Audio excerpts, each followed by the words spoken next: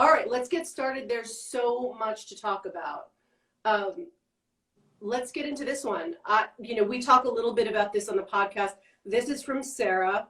What kind of hair is most difficult to color? Texture or in general? She didn't say, so let's just... So I would say the hardest hair to color is hair that's been dyed black and wants to be lighter. Oh, like me. Did I tell you that story when we chatted on the podcast? No. Okay. So I was telling Rita on our podcast how I've always been like this sun-in person, and I think it was fine up until 3 years ago when I really went crazy with the sun-in bottle while I was under the sun. Yes, you did tell me for this. 7 days. Yeah. So I damaged my hair then, but we also spoke about redheads on the podcast. Yes. And you said that that's not necessarily your area of expertise. And if somebody comes in asking for red, you'll often, refer them to someone else. I had somebody convince me many, many years ago, and it was a Madison Avenue salon. It was somebody that was a pretty top colorist, convinced me that I should go red, that I had the coloring for red. And so I did it. And she asked me for tear sheets from magazines. And I obviously picked... This is another thing that you talked about. I picked some auburn colors. Right.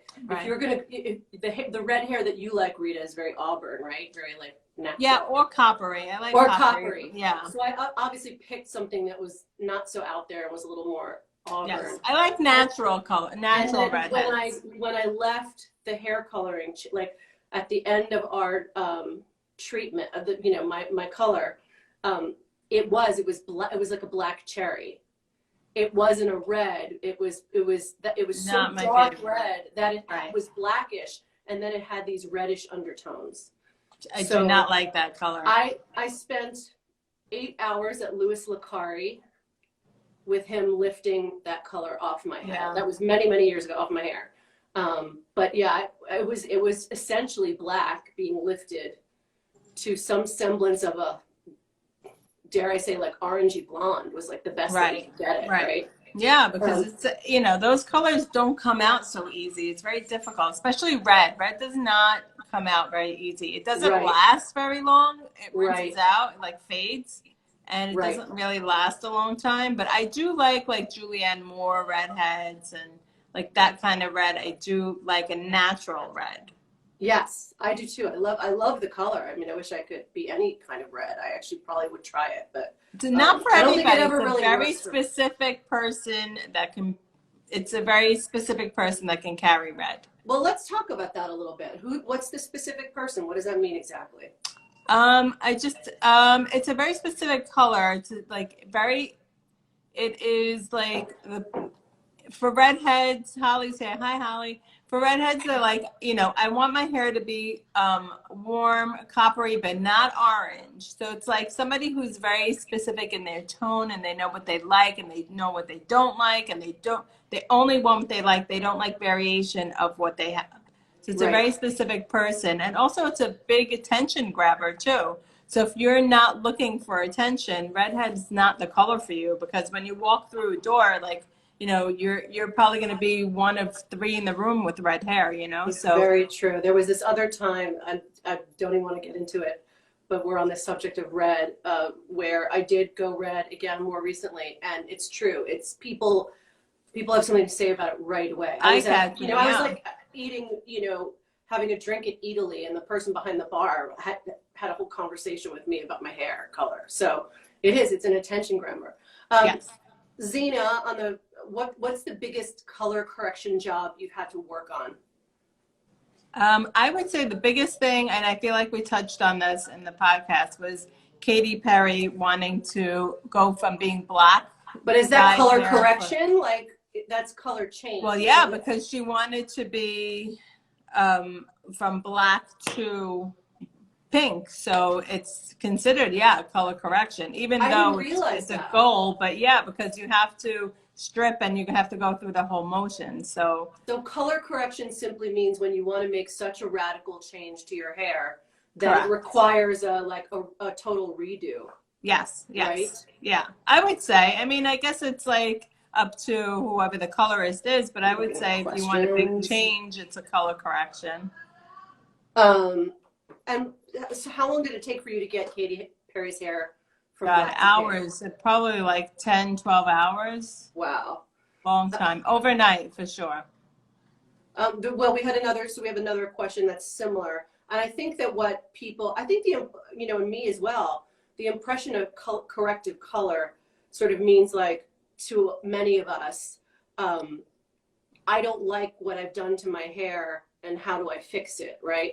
Amy's asking if any celebrity has ever come to you trying, with something having done to their hair that they weren't happy with and they asked you to fix. Yes. Yeah.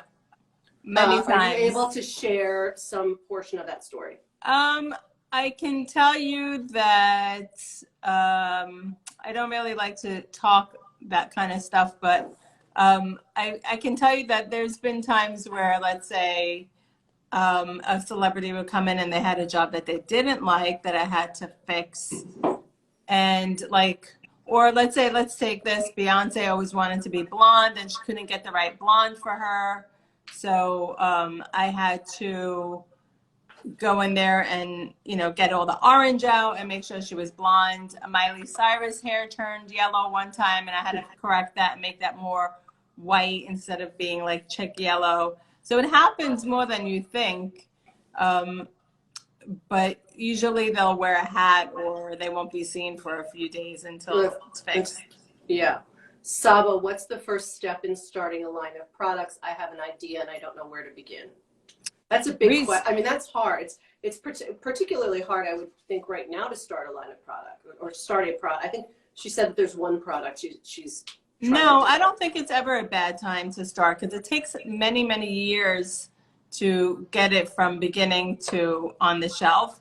So an idea can start somewhere always. So I would say whenever you have an idea, start your research, ask people, you can even DM me and I'll help you out on the side of how to begin, where to begin, the right connections, who can help you. It depends on what the idea is. There's a lot of companies that can help, but if you just ask the right people, usually they'll be more than willing to help. That's a really good point, that product development takes a really long time. So might as well forever, especially if you have a specific idea. A lot of companies, a lot of product lines, they just they regurgitate what's on the market.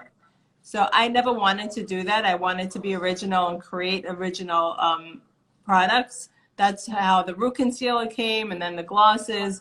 So it takes a long time to get something from, if you're original, to be done, because a lot of companies just give you stock that they have and they'll put a different fragrance or they'll bump up some of the ingredients. I could never live with that, and I know you. No, that's not my style. Nope. Yeah. From Carolyn, how often do people make dramatic changes to their hair color, or do most people play it safe? I'm curious about that too. Most people play it safe until something dramatic happens in your life, like divorce, new job, got fired, or had a new boyfriend, or your husband left you, your wife left you. Depends. If something dramatic happened in your life, or a big milestone, you're turning 40 or you're turning 30, or you're turning 21 or you're turning 60. It depends on the milestones that are happening to you that you change your look. So that's really real. Some people do it seasonally. Some people are like, I want to be brown, I want to be blonde, I want to be red. Some people do it that way, and those people I admire so much because I can't do that. Yeah, there are some people that just can't have or don't have patience with keeping one particular hair color. No. It's like an accessory for them, right? Yes. Ellie is asking, do you like to train and to coach and to teach? It's my favorite thing to do is teach people. Why is that? Favorite. Tell me why. Because it's not exhausting for you as somebody who wears so many hats, brand, you've got a brand, you've got a salon, you've got private clients. No, why do you love it so much? I like to see people succeed, and I like to see people, I train hard. I'm not an easy person, to work for. I'm a hard boss, but I care very very deeply for the people who work for me, and I root for them, and I want them all to do well. Most of the people that work for me have been there since the beginning, or have been working for me for years and years, or that I trained. Most of them now are colorists and stylists that I have trained and promoted. And So, that's a testament to you, Rita, really. yeah, yes, because I like to see people succeed. Like we also talk about that on the podcast. You worked for somebody who was very supportive, and Yes. so you're paying it forward in your career. And I have to say, it's obviously served you really well. Speaking of your team, you were the first female colorist to open an NYC salon, the salon in New York City. That's incredible. And I want to know what you reflect on when you think of the early years of the salon. What comes to mind? You know what? It was so much fun that I didn't worry about money at all. I didn't worry about like anything. It was just, we were just having a good time. I didn't think, oh, I'm the first woman to do this. And, you know, I didn't think anything of it. I just said, you know, I work 7 days a week. I don't even know how many hours. I don't even know what 40 hours looks like. I've never worked a 40-hour week. Right. I was traveling back and forth to LA, and, you know, it was just a different time back then. You know, nobody was counting times. My assistants would work with me, and they work 7 days a week. Nobody works 40 hours, and nobody. It's very true how that's changed. It's a very different world now that we live in, that you have to, you know, the hustle is a lot different. I can't tell you how many artists that I've talked to, particularly in hair and makeup, say the same thing. Like that, the hustle is very, very different than what it was. Yeah, I think there's a lot more competition now, and it's less, I don't know, it's just there's a lot, there's a lot of work for a lot of people. So in that sense, it's amazing. It's very good. So a lot of people get to do that. But at the same time, it's a very relaxed atmosphere. And, you know, it's like, you know, there's not much loyalty either within the business, you know. So that's a little bit of a shame. But, you know, your clients that you have will always be your clients that you have. Right. Ellen is asking, what is your best advice for a salon owner in this climate? You and I didn't really talk too much about how you've had to pivot your business for COVID, but I'm assuming, I think that's what Ellen's saying. In this particular climate, what's the best advice? What have you learned? Oh my God, it's so difficult, especially in New York City, because the city is pretty much quiet.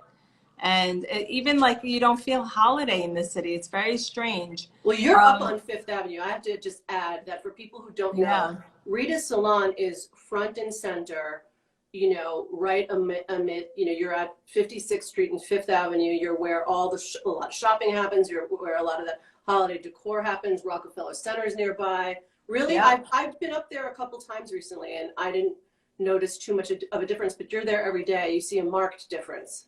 Oh, huge difference. I mean, you couldn't even walk the streets this time of the year. There are no cars, there's no traffic. You can go see the tree if you want. There is no traffic. I'm sure the city will kill me for saying that, but you can just walk right through. There's like no.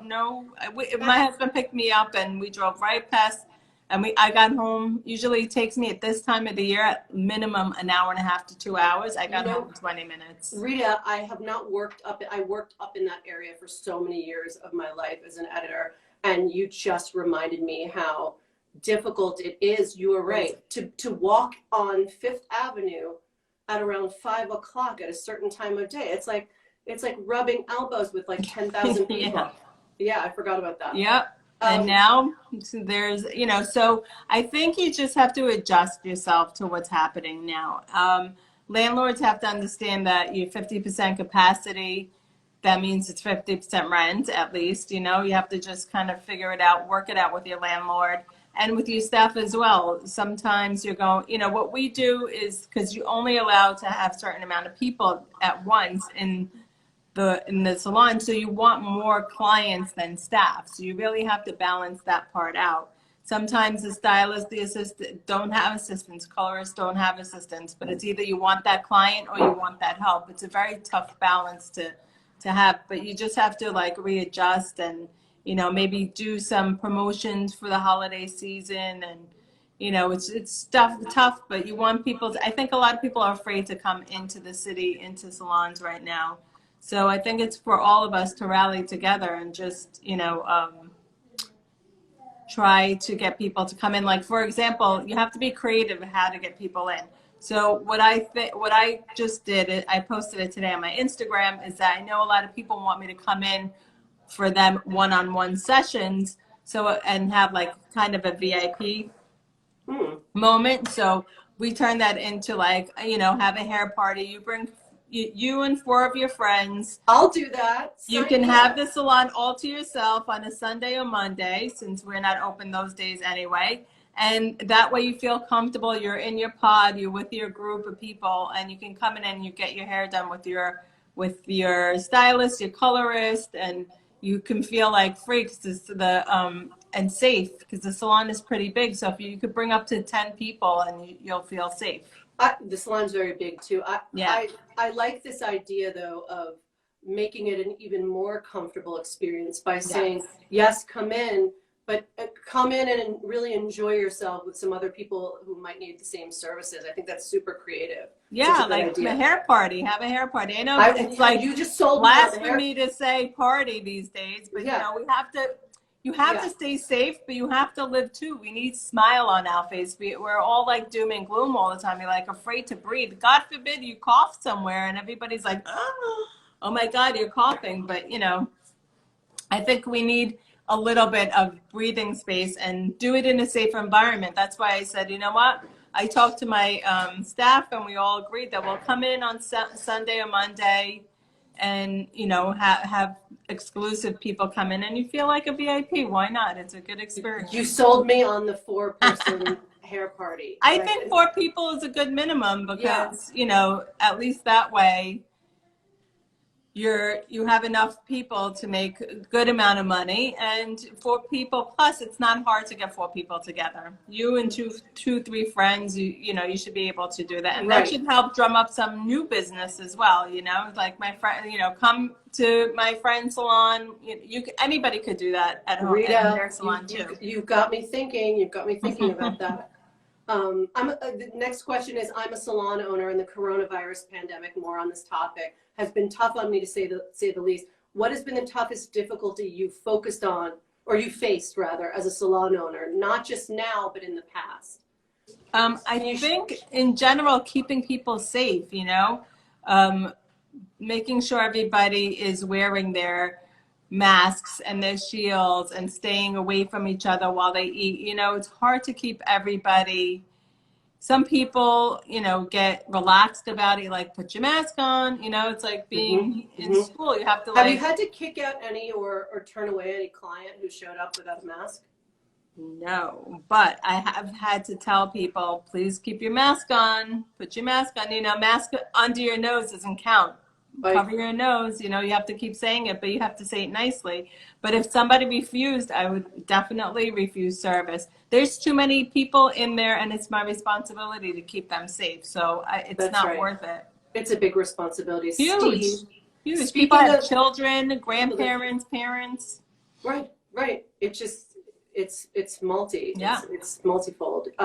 Steve is asking, speaking of the salon experience, how do you achieve consistency in your salon experience? That's a really good question, I think. Like, consistency is key. And, you know, I have to say that's another thing that I brought up to you in the podcast, that you have built your brand with such stability and momentum. So I think you're a great person to ask that question of, how do you achieve consistency in the salon experience? Well, I'm very hands-on, first of all. Second of all, we have meetings all the time. We're having another one this Thursday to keep everybody on the same page. Like I said, I'm a tough boss, so I make sure everybody's like always in line, and I touch base with everybody that works for me. I'm a very good, like, I can read people. So if I see somebody seems a little off, right now I'm coughing. If they feel like off, I'll have a one-on-one with them and say, you okay? Everything okay? What can I do? Can I help you? Do you need help? you know, and a lot of times people feel uncomfortable to like admit they're having some kind of trouble. But if you can read your staff, you can, you know, you can help them and personally, or if two people are having like, you know, an issue with each other. I don't really like drama and I don't let that brew in my salon. So if two people like are like, you know, have some drama together, I'll pull them both in my office and say whatever it is, work it out right now, apologize to each other, figure it out. I mean, stuff happens when you're busy and you're tired and you're exhausted. But I think for now, during COVID, we really haven't had any problems. I think everybody's just super happy to be working and working together. But I think consistency comes with staying on top of everything and preventative measures and just paying attention and watching what your staff needs and, you know, helping them and being there for them. That's you know, and you make a really good point too about the people are just kind of grateful to be there now. So to foster that and nurture that is great advice. What has been your favorite celebrity hair transformation that you've worked on from Kia? I would say, sorry, I would say my favorite hair transformation, I would say J-Lo. Because when I first started working with her, yeah, she had brown hair and it was like solid brown and, you know, kind of just boring or whatever. And Orbe wanted her to have something like really interesting and give her a look. He kept saying, give her a look, give her a look. So I gave her these honey highlights and I brightened it up. And, you know, she's a little bit lighter now, but she still has that same I was going to say, she's never looked back since, right? Yeah, She's just kind of gone with it. It looks great on her. Jane, when you see people whose hair is in bad condition, what are the most common things that they do to get it that way? That's a really good question. They over-process. But in what way, Rita? Like what, heat styling? Is it like all of the above all the time? What is it? I think it is a combination. First, you know, we all do the same things to our hair. We torture our hair. We color it, we style it, we put heat on it. So I think that it's a combination of all of that. And then add to that, you're over processing your hair. You're coloring it too often. Sometimes you do highlights too often, and what you really need is a single process. You don't really need highlights every 3, 4 weeks, 5 weeks, 6 weeks. If you're highlighting every 6 weeks, you're highlighting too much. You probably need to do a single process and break your base. Interesting. I have something that I want to ask you about. You say, celebrity, client or not, everyone deserves shiny, healthy, A-list hair. You're just going to have to be willing to earn it. What does that mean to you? You have to put in the work. You have to use good products. You have to research and spend the money on your hair. You have to pay attention to the products you use. You have to use good shampoos, conditioners. It's shampoos and conditioners. People think, you know, it's just a shampoo, but really it's the foundation of what's going to come after the shampoo. So if you use a good shampoo conditioner and then you use good styling products, it's much easier to style. So that's the key here. And you have heat protection in them and color protection, and it has a lot of healthy ingredients to restore back in what color took out or what the heat styling took out.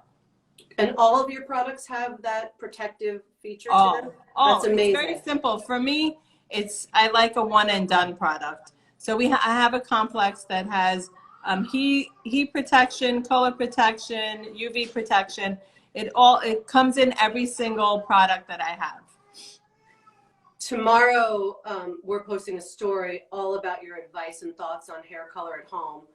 I want you to share some of that here. But Gemma is asking if people have come to your salon to fix color that was done themselves during the pandemic. Have you gotten any of those clients at the salon? Some, not many, because they know not to do that with you. Well, no, because like I said, I'm a very proactive person. The second I knew we had to close down, I had another great idea. And I said, let's reach out to everybody who was supposed to come in this week and Smart. after they want us to send them their hair color. So they don't use a box color and they don't screw it up themselves. We'll send them their formula and then I'll do a video of how to apply it and what to do. Or if anybody wants a FaceTime or one-on-one, I can do that since we're all home. So we did that, and then I just thought, you know what, while we're here, why don't we just send it to our whole like everybody, all of our clients, our whole database of clientele. So we did that, and like I could not believe how many people responded so fast. We were there for days and days and days just sending out these color kits. And it was very interesting to me because then I saw a lot of other colorists doing it. So I was like, this is really cool. Yeah, I mean, I've heard of some people doing it. I think it's a great, it really is a genius. It's a perfect idea. Yeah, so then, you know, it wasn't hard for us to fix after all, you know, it was just not me. It was all the colorists in the salon. We all leave our formulas together. So we work as a team. If I'm not there, you can see Nicole, Carrie, Adrienne, Carlene. You can see anybody. They have the formulas and, you know, they can cover. Or if Nicole's not there, you can come see me. We're in this together. So we all take care of each other. And I think that's what makes the clients comfortable too.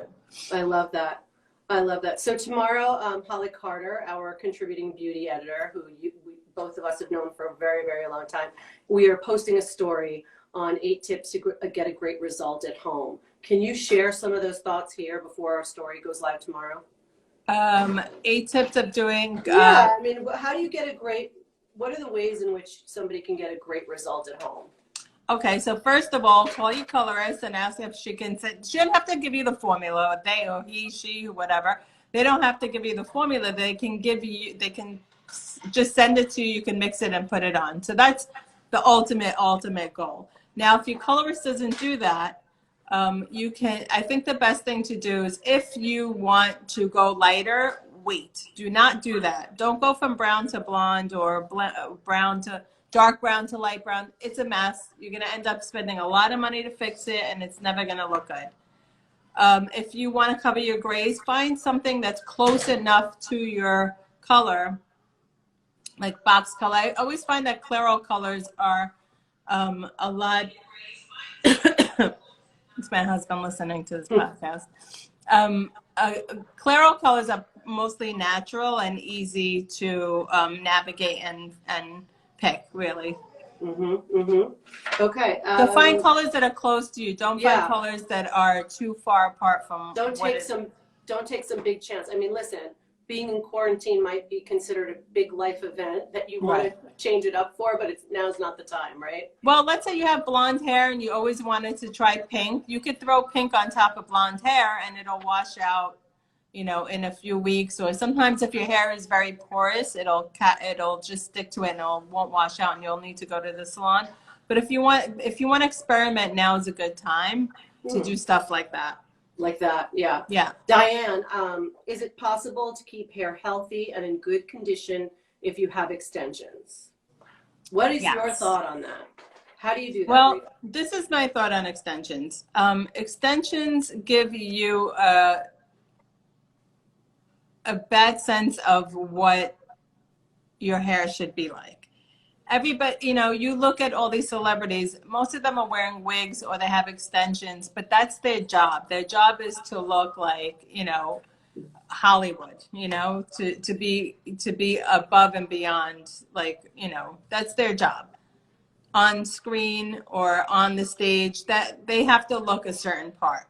For your everyday person, your hair shouldn't be overwhelming and thick and, you know, like too much. It's not natural. It doesn't look good every day. It looks good on camera, on stage, and stuff like that.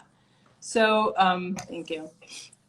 So I would say if you want to do extensions, if you want to put them in, take them out every 3 months, 3 to 4 months. Give yourself a break, and then put them back in a month later. Oh, interesting. So you're an advocate of putting them in, letting the hair rest, and then putting them back. 100%. I'll tell you why. For 2 reasons. One, if you have this thick extension, just pulling on a few hairs, because that's what it is, it starts like weighing on your hair, and it pulls it and pulls it and pulls, and the weight of that eventually like weakens your follicles, and then it thins it out. I think that's a big problem. Number two, I don't care who puts them in, they tangle and your hair gets like caught in there and some of it breaks off. Number three, again, it's unrealistic and you need to have a realistic vision of what your hair looks like.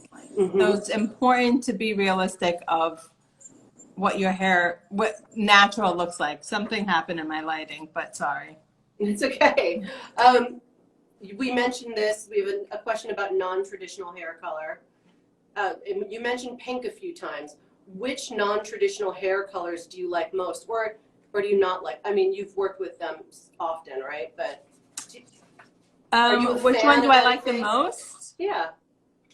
It depends on the person, honestly. It really depends. I like to like mix my own combination and create like a color for a specific skin tone. Does that make sense? Yes, yes. So like I won't take anything and just dump it on somebody. I like to like give my own twist on it.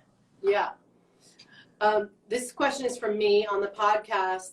We talked a little bit about your philosophy on washing hair that I thought about afterwards that I think is very interesting, because I think people don't really think about this, and I hadn't thought about it until you pointed out the recent turn to dry shampoos. They're everywhere, right?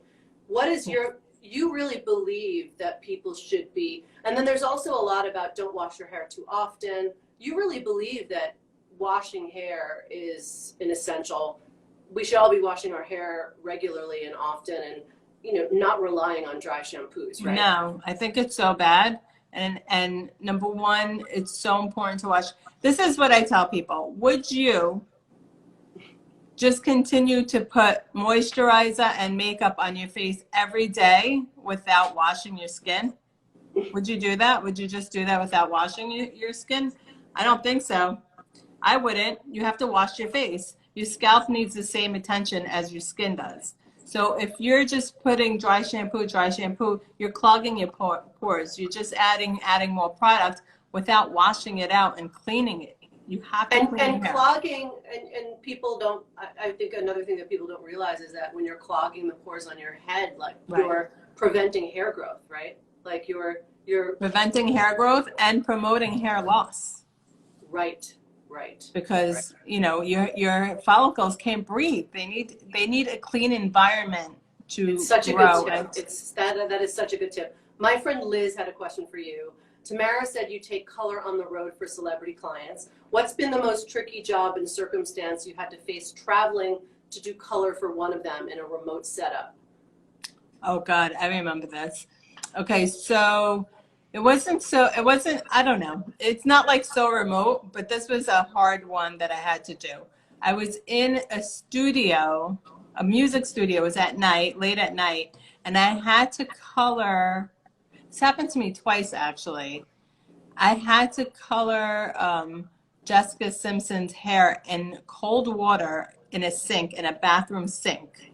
So that was hard. And I think I've had to do the same thing with Britney Spears. Were they good sports about the cold water? Yes, I was like dying, but they were very, very good sports. Both of them. I think it happened to both of them, if I'm not mistaken. So funny. Yeah, it was funny now. It wasn't funny at the time, but they were just like really, both of them were really good about it, I have to say. This question is from me. Which celebrity has the healthiest hair that you've worked on? That I worked on? Good question. I think everybody that I work on exclusively has healthy hair, because it's my number one priority. It really is. Not to break a hair on your head. Yes, I take it very seriously, and I get very upset if your hair is damaged. Like I take it personally. It's like an OCD thing of mine. I don't like it. I can't sleep at night if I damage somebody's hair, which I don't. But if somebody comes to me with damaged hair, I'll do everything I can to fix it. And if some people are like, I don't care, you can damage it and just make me the color I want. I won't work with that, because it's not true. It's not true. I think when people say, I don't care, damage my hair, I just want to be this blonde, they don't mean it at all. I don't know one person who ever meant it. Yeah. They say it because they're like taking a chance, but then once their hair is damaged, they're really pissed off and sad. And you can't undo that. You can't undo it. Hair is very important to I people. mean, there was one time where a celebrity, I won't say who it was, but they wanted to bleach their hair. And I said, it's not a good idea. It's not a good idea. It's not a good idea. And this is a person that I worked with for many, many years. And they got somebody else to bleach it. And the next day I got a phone call because their hair fell out. Wow, So, really? mm-hmm. And I said, you know, I didn't say I told you so, but I think the phone call, the next phone call was basically, you were right, I was wrong, help me, what could I do? And the truth is, you can't do anything. You have to wait it out because it's damaged, it's broken, it's like fried. It's, you know, it's not that I can't do it. I can do it. I can do anything that I want to.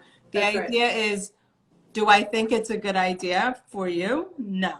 Will I do it? No. Will I lose the job for not doing it? Yes, I will, because like I said, I obsess about it. I take it personally, and every person has to have healthy hair because at the end of the day, nobody's satisfied or happy or feels good if their hair is fried.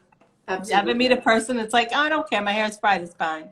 No, it really needs to be, everybody wants hair to be a great feature of theirs. Of course, it's the one thing that you can't really hide. You have to, you know, you wear it on your head all the time. Yes. Suzanne is asking, are you into any of the make-it-yourself conditioning remedies I see everywhere? Are you into any of that, like Rita, like mixing?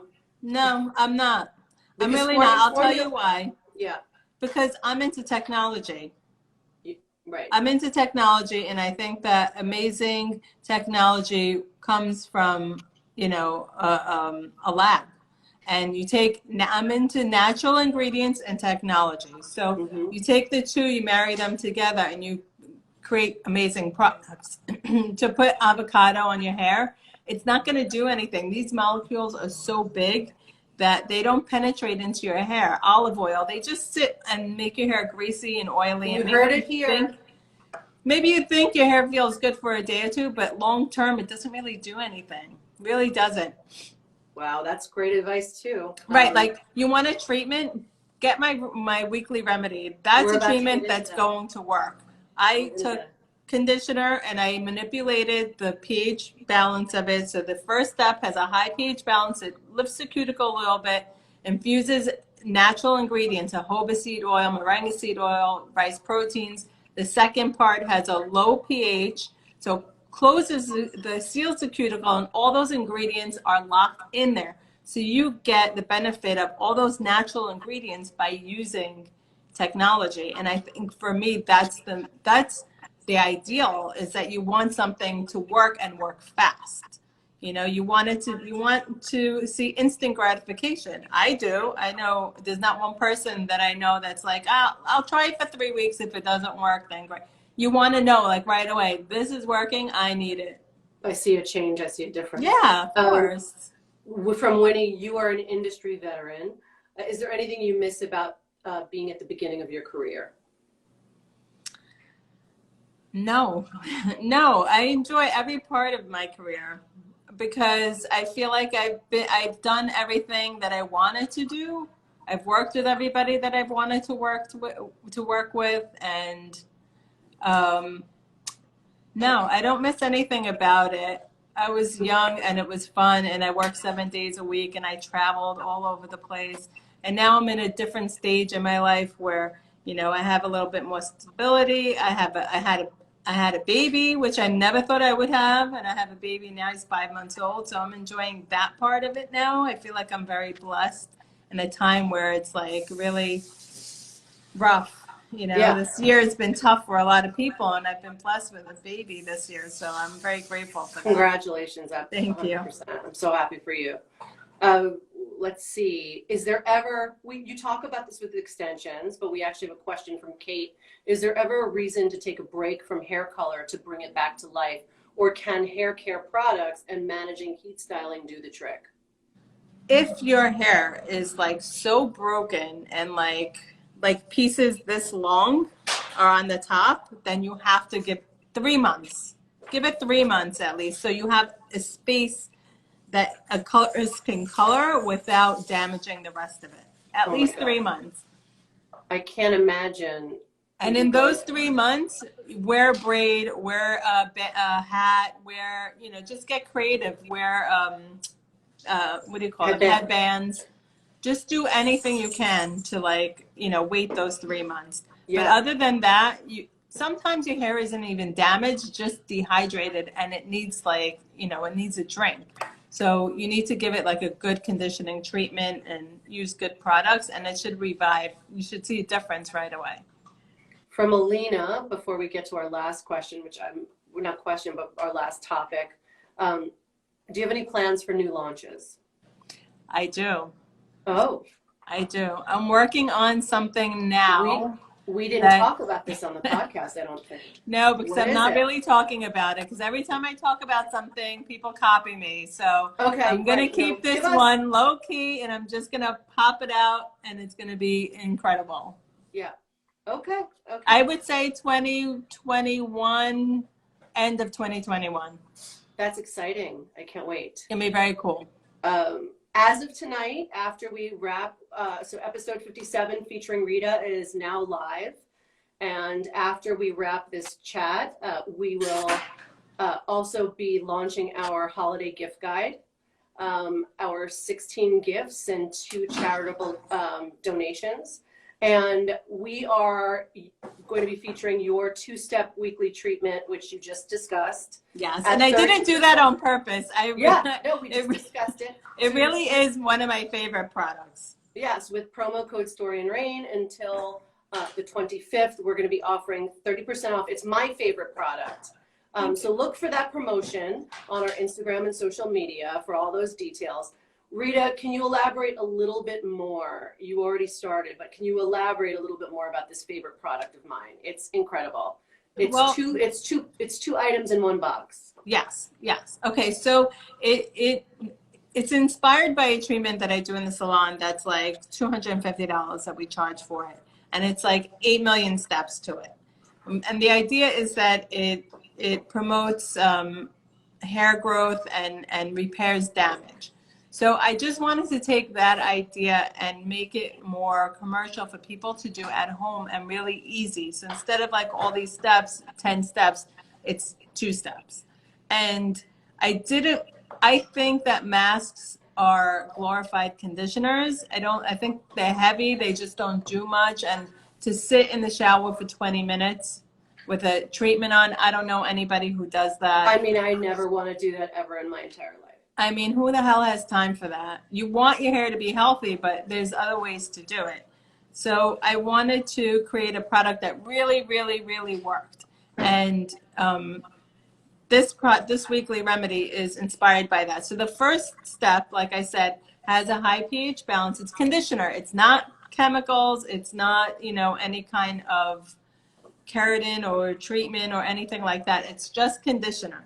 And it has a high pH balance. We manipulated the conditioner, and it just lifts the cuticle just a little bit and allows all these great ingredients in your hair.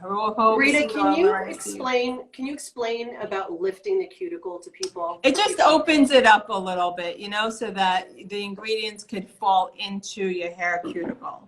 So it's just it just swells it. Let's say that. It swells your cuticle a little bit. It swells your hair a little bit so the ingredients go in. And then the second step has a low pH. So the pH balance will close seal your cuticle. So it takes the swelling back down. And then the ingredients are in your hair. So they're inside, so you feel from the first time you use it, you feel your hair is so much thicker and healthier. And it just changes the texture of your hair. I even went far to make claims because I sell on QVC and HSN, and you have to do testing for claims. And there is a claim that we can legally say that it's 24-hour frizz-free when you use the weekly remedy. So in order to make those claims, they do tons and tons of testing because it's legal. And right. So that if you feel like that after, if it gives you a 24-hour frizz-free feeling, then it's definitely doing something.